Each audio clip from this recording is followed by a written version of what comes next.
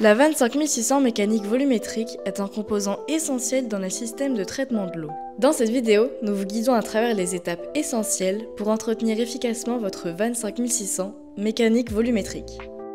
Il vous faudra une trousse d'analyse TH, un bidon de désinfectant résine, une cartouche de filtration, une clé de démontage pour filtre et un seau. Pour la première étape, on va remplacer la cartouche de filtration. Commencez par couper l'alimentation d'eau générale. N'oubliez pas de casser la pression en ouvrant un robinet sur votre installation. Dévissez le filtre à l'aide de la clé de démontage. Positionnez le seau de façon à réceptionner le filtre. Remplacez alors la cartouche de filtration. Revissez à la main dans un premier temps, puis avec la clé de démontage sans forcer. Rouvrez délicatement la vanne d'arrivée d'eau. Pour la deuxième étape, on va tester la dureté de l'eau brute. Commencez par fermer le bypass de l'appareil. Prélevez 10 ml d'eau froide après avoir laissé couler suffisamment d'eau.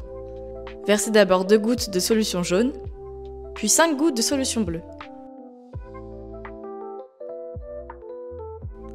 La solution devient rose, ce qui indique la présence de calcaire. On mesure alors la dureté de l'eau en ajoutant des gouttes incolores. Une goutte égale 1 degré français. Comptez le nombre de gouttes versées jusqu'à ce que la préparation vire au bleu. Gardez cette valeur en tête, elle vous sera utile par la suite. Pour la troisième étape, on va tester la dureté de l'eau adoucie. Rouvrez le bypass de l'appareil.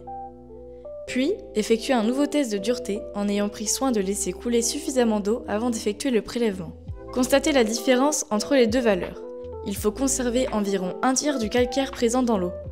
C'est-à-dire que si le TH initial est supérieur à 40, il faut atteindre 12 degrés français en sortie. Si le TH initial est proche de 30-35, il faut atteindre 10-12 degrés français en sortie. Si le TH initial est proche de 20-25, il faut atteindre 7 ou 8 degrés français en sortie. Si besoin, réglez la dureté résiduelle de votre adoucisseur grâce à la vis de mixing. Tournez-la légèrement dans le sens horaire pour augmenter la dureté. Refaire un test de dureté si nécessaire. Pour la quatrième étape, on va ajuster les paramètres de dureté. Dans le cadre de la vanne volumétrique, il faut diviser la capacité en degrés français de l'adoucisseur par la dureté de l'eau. Le résultat obtenu donnera la capacité de traitement de l'adoucisseur en mètres cubes d'eau. Vous pourrez ainsi ajuster le réglage de la roue volumétrique de l'adoucisseur.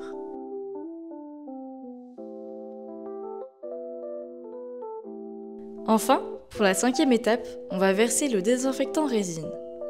Ouvrez la trappe et retirez la capsule. Versez l'intégralité du bidon de désinfectant résine dans le puits à saumure. L'eau au fond du bac va se colorer. Remettez en place la capsule. Lancez alors une régénération manuelle en tournant la poignée centrale dans le sens horaire jusqu'au mot régène. Laissez ensuite le cycle se dérouler complètement, il durera environ 1h30.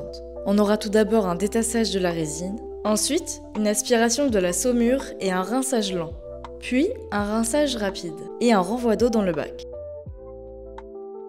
Une fois la régénération achevée, l'entretien de votre adoucisseur est désormais terminé. N'hésitez pas à poser vos questions en commentaire et à liker la vidéo si elle vous a été utile. À bientôt sur notre site adoucisseur-eau.com.